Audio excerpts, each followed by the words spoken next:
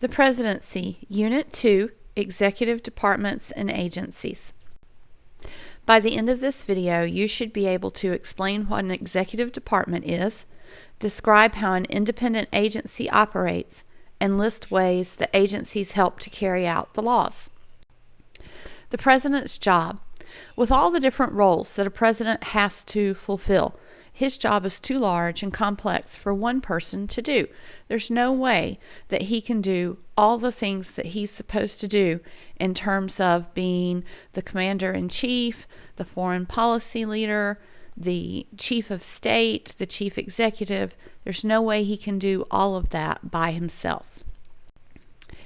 Executive departments were created in addition to the offices of the president and vice president, so that the president would have the help and support he needs to do all the different roles that he has.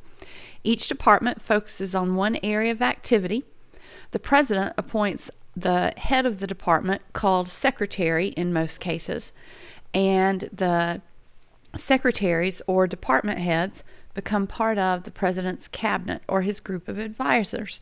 Right now there are 15 of these executive departments, and each of those supervises a specific area and reports to the president. Some examples of executive departments are the Department of Defense, which is in charge of the military, the Department of Education, which makes policies about schools, the Department of Justice, which oversees criminal activity, the Department of Homeland Security, the Department of State, which oddly enough handles foreign affairs, the Department of Treasury, which is in charge of money, and the Department of Transportation. Now, these are just a few of the examples of executive departments that currently exist in our government. In addition to departments, there are also groups that are independent agencies. These agencies also focus on specific issues, but they're independent of the president's control. Lots of times these agencies need more continuity than they would get if they had to change out their leadership and staff every 4 years each time a new president's elected. The president appoints people to serve on the board or commission that supervises these agencies, but he can't actually remove people from these positions.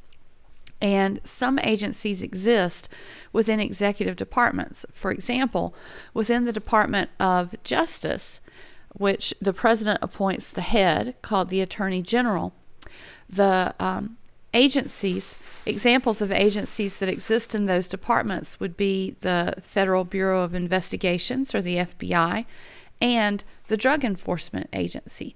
So those are agencies embedded in this executive department that help make sure that the laws are carried out. So how do departments and agencies help to carry out laws? Well, it depends on what kind of law it is. Some laws make specific things illegal and describe the consequences that will happen if people don't follow the laws. Ways that departments can help with this is to educate people about what the law says. They monitor activity to make sure that people are following the law. They catch people and groups who are not following the law, and then they can take those people who weren't following the law to court, and they can be fined and sentenced to jail time just the same as if they were arrested for a state crime and had to go to trial. In addition to laws that make specific things illegal, there are laws that give instructions about how things are to be done.